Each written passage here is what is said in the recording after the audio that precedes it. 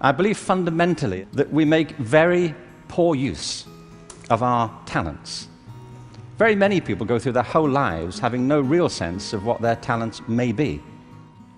And I think there are many possible explanations for it, and high among them is education. It's not about making learning happen, it's about letting it happen. The teacher sets the process in motion, and then she stands back in awe.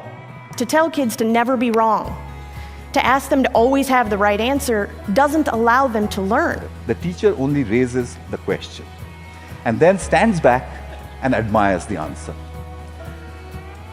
Punishment and examinations are seen as threats.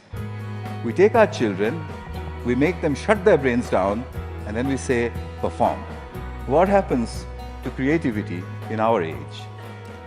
We need to shift that balance back from threat to pleasure. If you can light the spark of curiosity in a child, they will learn without any further assistance very often. Curiosity is the kind of engine of achievement. So in place of curiosity, what we have is a culture of compliance. Our children and teachers are encouraged to follow kind of routine algorithms rather than to excite that power of imagination and curiosity.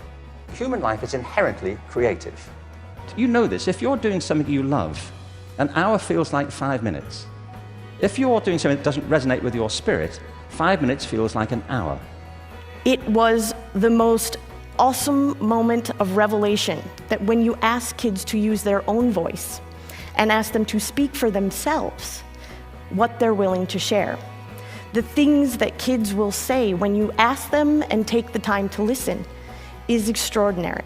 If we continue to look at education as if it's about coming to school to get the information and not about experiential learning, empowering student voice, and embracing failure, we're missing the mark. We won't get there with a standardized test, and we won't get there with a culture of one right answer. My wish is to help design a future of learning by supporting children all over the world to tap into their wonder and their ability to work together. What is going to be the future of learning?